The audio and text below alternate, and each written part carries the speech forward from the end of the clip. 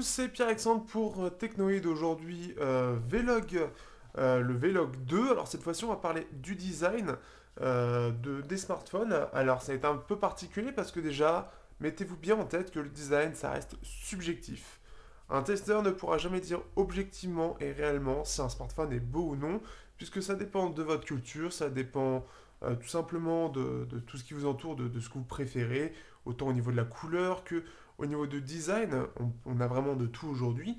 Et c'est vrai qu'on peut dire c'est un beau smartphone et ceci et cela, mais ça reste purement objectif. Parce que pour certains, notamment américains, certains vont trouver que ça c'est beau. Pour moi, ça je trouve que c'est moche. Après, il y a des choses qui fait qu'on peut dire que c'est beau ou moche, entre guillemets. C'est notamment en général au niveau des dimensions. Puisque, par exemple, sur ce téléphone, le truc que je trouve très moche, c'est que je trouve que cette partie-là est vraiment pas belle parce qu'elle est mal dimensionnée, elle est trop longue, ce qui fait qu'on a un problème un petit peu de côté équilibré et qui fait que pour moi ça ne va pas, ça va pas très bien, ça fait pas design en fait. Donc moi attention, quand je fais, en tout cas pour moi, je parle bien pour moi, quand je fais des choses par rapport au design, des petites choses, c'est souvent ce côté un peu équilibre. C'est-à-dire, est-ce que c'est trop grand, est-ce que c'est trop petit, est-ce que c'est peut-être sous-dimensionné ou surdimensionné? Comme par exemple, je sais pas, qu'est-ce qu'on pourrait dire pour celui-là, on peut dire, non, qu'est-ce que j'aurais? On peut dire par exemple ici, donc c'est plutôt bien, c'est peut-être un petit peu trop vers le bord de l'appareil. Euh, on peut dire que bon, c'est plutôt bien fini en général, mais par exemple ici, ce qui est très bien fait, c'est que au niveau de l'écran, alors, ce qui serait bien, c'est qu'on ait quelque chose de sympa. J'ai plus beaucoup de batterie dessus, mais c'est bien dimensionné. Le bezel ici et les bords sont plutôt bien dimensionnés par rapport à la taille de l'appareil, ce qui en fait quelque chose d'agréable à regarder. C'est pas quelque chose qui saute aux yeux, qui est mal fait. Alors que par exemple, je sais pas du tout si j'ai de la batterie dans celui-là. Et en plus, il est cassé. Il est cassé. Non, c'est pas possible. Mais en gros, ici, on a. Je sais pas si ça va se voir à l'écran. Donc, par contre, il a l'écran cassé. Mais en gros, le bezel représente ça. Et il est beaucoup plus petit là. Ce qui fait que c'est mal dimensionné. C'est pas équilibré. Ici, c'est pas centré aussi, forcément, puisqu'il y a un décalage. Et ce qui fait que ça le rend beaucoup moins beau. Il a aussi des gros bords parce que c'est un téléphone qui a quand même maintenant presque 2 ans et qui était déjà dans le bas de gamme à l'époque, et forcément c'est pas très beau à voir puisque ça fait mastoc. Donc ça c'est des petites choses comme ça. Ici on peut sortir que par rapport au téléphone qu'on a aujourd'hui, on a quand même une grosse bordure, une très grosse bordure. Ça fait un peu mastoc, ce qui fait que ça fait un peu disgracieux, ça fait un peu brut de décoffrage. C'est surtout des impressions qu'on a.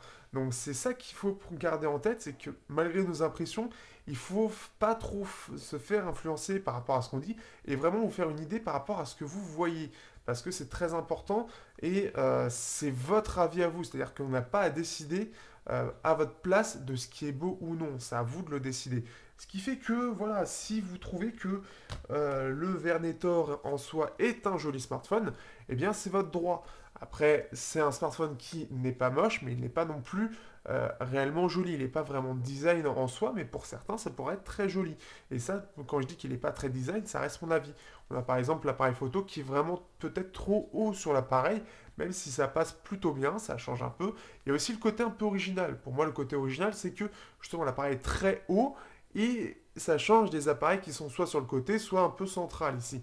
Donc c'est quelque chose qui peut donner un peu de l'originalité et donc modifier notre avis par rapport à ça. On pourra avoir les boutons aussi, les boutons que vous trouverez ça peut-être utile ou peut-être pas. C'est des choses comme ça. Donc il faut toujours faire attention au design.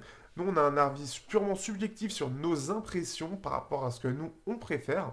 Ça reste toujours des préférences. Par contre, là où on va avoir une réelle incidence, c'est sur la qualité de finition de l'appareil. C'est-à-dire que là, on est sur une finition plastique avec un dos qui s'enlève, alors forcément ça fait disgracieux, ça reste du tout plastique, mais dans l'ensemble c'est bien construit, il n'y a pas de jeu, il n'y a pas de choses particulières qui vont faire que on va trouver ça cheap ou on va trouver ça mal fait. Donc c'est des choses comme ça. Donc par exemple, ici, très objectivement, après quelques mois, eh bien on peut dire que c'est pas normal que la couleur change, ça change de couleur. Alors ça c'est moi qui l'ai fait, je rappelle, hein. C'est pas normal que ça change de couleur, ce genre de choses. Qu'est-ce qu'il peut y avoir d'autre? Il peut y avoir, en termes de finition, sur celui-ci, je sais plus sur quel appareil, mais par exemple, on a le Mate 8, si c'était le Mate 8, où en fait, au niveau de la prise en main, entre l'écran et la bordure, il y avait un léger décalage, et en main, ça grattait un peu, ce qui donnait un peu une mauvaise impression. Donc c'est vraiment sur des petits détails comme ça, où on va dire, qu'est-ce qui fait que on va pas avoir ce sentiment de smartphone parfait, on va dire, en termes de design, où il y a quelque chose qui va nous gêner. Donc c'est là-dessus on aura un incident. Donc comme par exemple, l'exemple le plus flagrant, c'est celui-là, c'est celui du Idol qui est donc réversible, mais dont les boutons sont complètement qui sont très très mal positionnés objectivement. Là c'est quelque chose de complètement objectif parce que en termes de réversible, si on voulait vraiment être réversible à 100%, merci la notification, on aurait quelque chose qui serait beaucoup plus central des deux côtés et donc là ça aurait été beaucoup plus comment dire, cohérent avec le côté réversible. Là, d'une part, on est sur quelque chose qui n'est pas cohérent avec le côté réversible, mais en plus de ça, quand on prend le téléphone, alors malgré le fait qu'on se retrouve avec des mains qui peuvent différer selon les personnes, on se retrouve quand même qu'il y a une très grosse différence. Alors, à moins que vous ayez des doigts d'alien, le bouton volume est beaucoup trop haut, ou alors il est beaucoup trop bas, ce qui fait que c'est pas du tout adapté. Donc c'est là où on va toucher sur des choses, des petites choses en fait qui peuvent titiller. Donc ça peut être ça, ça peut être... alors, qu'est-ce que j'ai d'autre? Donc forcément, par contre, là, j'ai oublié d'activer le micro. Qu'est-ce que j'ai d'autre? J'ai d'autres... Il y avait un téléphone, bah, pour moi, et ça reste aussi subjectif, les appareils photo comme ça qui sont dans le coin des téléphones, le souci c'est que comme ça il n'y aura aucun problème puisque ça va être vers le haut. Donc notre main normalement n'est pas censée trop gêner. Mais par exemple si vous le prenez, je sais pas si je le prends comme ça, bah forcément là on va voir mes doigts ou même de toute façon je le prends comme ça, il peut y avoir les doigts qui dépassent comme ça puisqu'on le prend entièrement en main. Là où un appareil photo central aura moins tendance à gâcher les photos ou enfin au niveau de la prise en main on sera moins embêté. Même si c'est quelque chose que je ne précise pas du tout dans les tests, ça peut être quelque chose qui peut faire que ça peut plus ou moins vous gêner. Donc c'est des petites choses comme ça. Même par exemple le port micro USB, donc le fait qu'il soit à l'envers, le fait qu'il soit pas centré, le fait qu'il soit au lieu d'en bas, le fait qu'il soit sur le côté, ça peut être plein de petites choses en fait comme ça où on peut se dire en fait ah bah oui mais ça c'est mal placé, ça c'est mal fait, ça c'est ceci, ça c'est cela. Qu'est-ce que j'ai comme exemple? Là j'ai des exemples, on est vraiment bon, j'ai pas d'autres exemples sous la main, mais j'ai un casque que j'ai mis je sais plus où, le casque JBL. Je ne sais plus où est-ce que je l'ai mis. Le casque JBL, en fait, si vous le regardez, si vous regardez le test, la chose que je disais, c'était au niveau de l'ergonomie. C'est-à-dire que quand on prend un casque, alors je prends un autre casque qui est sous la main, c'est qu'en général, moi, je le prends vraiment à pleine main et je mets mes pouces derrière. Et donc, je l'écarte et je le mets comme ça. Le problème, c'est que sur le JBL, donc, vous avez les coussinets et vous avez l'extérieur. Et donc, on a tendance à le prendre à l'extérieur, parce qu'il est aussi large que les coussinets et vers l'extérieur. Et bien, les boutons sont là, ce qui fait que quand on le met, hein, ah, tiens, hop, il s'est éteint, ce genre de choses. Donc c'est ce genre de choses où on peut avoir un impact, on peut donner des conseils par rapport à notre utilisation quand même, mais des choses, des impressions que l'on a. Mais toujours faire attention, toujours regarder plusieurs tests et regarder des vidéos, voir si le design, la finition vous convient. Donc même si ça a défaut, est-ce que ça vous convient? Est-ce que c'est vraiment le coup de cœur? Est-ce que c'est ceci? Est-ce que c'est cela? Donc c'est-à-dire que même si on vous dit qu'un téléphone est moche, peut-être que pour vous il sera beau. Et à ce moment-là, s'il est beau pour vous, c'est le principal.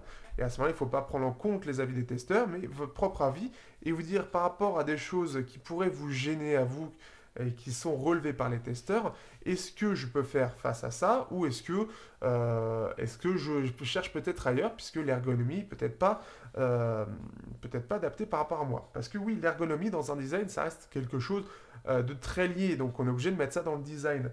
Donc c'est quelque chose qui va forcément, le design va forcément influencer l'ergonomie. Donc la prise en main par exemple. Quelque chose qui fait qu'on a des grosses bordures comme ça, c'est peut-être pas très très beau en soi, mais par contre ça permet une excellente prise en main. Le fait qu'on ait le bouton volume et le bouton power, c'est un petit peu dommage parce qu'on les a pas de chaque côté, mais par contre, on y a accès facilement. Quand c'est bien placé, les deux, on y a accès facilement. Donc ça, c'est des petites choses comme ça. Le fait qu'on ait des chanfreins, donc le fait que ce soit plus ou moins, ça arrête pas de me gratter, c'est chiant. Le fait que ce soit plus ou moins forcé, en fait, ça va être plus ou moins design et ça va permettre aussi une plus ou moins ce sentiment de côté arrondi qu'on va trouver un peu plus assez sympa puisque on va avoir quelque chose d'un petit peu pas moelleux mais plus agréable en main. C'est plein de petites choses comme ça dont il faut faire attention et le reste, ça reste votre propre avis. Nous, on aura un avis que sur nos impressions par rapport aux matériaux utilisés. Alors ça, c'est pareil. Les matériaux, ça reste pour moi encore quelque chose d'objectif. Aujourd'hui, la tendance du marché, c'est d'avoir du tout verre et surtout du tout métal parce que ça donne une impression de premium. Donc c'est très bien en soi, même si moi, bah, par exemple, je suis très bien avec du plastique. Pourquoi avec du plastique? Eh bien, pour moi, toujours, les avantages, c'est que en général, ça peut se remplacer. Quand ça s'abîme, ça se voit beaucoup moins. Par exemple, j'ai plus les A5, mais par exemple, le Vernetor par exemple, hop, si j'enlève. Le Vernetor, il a quelques rayures, mais ça se voit quasiment pas. Alors que si je prends, et je n'ai rien pour, si je prends n'importe quel smartphone que j'ai eu en métal ou en verre, eh bien, quand ça marque euh, très rapidement.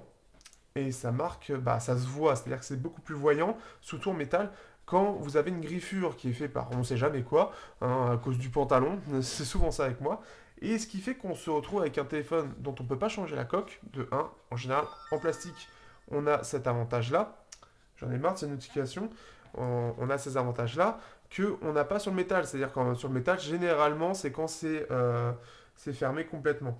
Donc, hop, voilà. C'est quand c'est fermé complètement. Même le verre aussi, hein. C'est-à-dire qu'avoir une coque en verre, à mon avis, pour l'enlever, ça va être génial, hein, parce que vu qu'il faut en général un peu la tordre, c'est pratique. Mais ce qui fait que voilà, vous êtes en général sur du unibody et sur le plastique, on peut en général le changer, ou alors ça se voit beaucoup moins. Et ça, c'est beaucoup plus pratique. Pour moi, c'est un gros avantage. Le dernier avantage par rapport à ça, c'est que le verre et le métal sont très réactifs au froid. Ce qui fait que l'hiver, c'est génial. Là où le plastique est beaucoup plus neutre, il est beaucoup moins réactif à la chaleur, donc qu'il fasse chaud ou qu'il fasse froid, ça se ressent beaucoup moins. Alors ça se ressent, mais vraiment beaucoup moins. Pour avoir eu un Mate 8 qui a tendance à bien conduire la chaleur, et bien quand on est en plein hiver, je me suis limite, bah, mes doigts c'était de la glace. Donc c'est des petites choses comme ça. Qui font que vous allez aimer ou non un téléphone et qu'on peut seulement, voilà, c'est selon l'avis du testeur. Donc, si vous êtes en accord avec le testeur, en général, c'est plutôt pratique pour se faire un avis.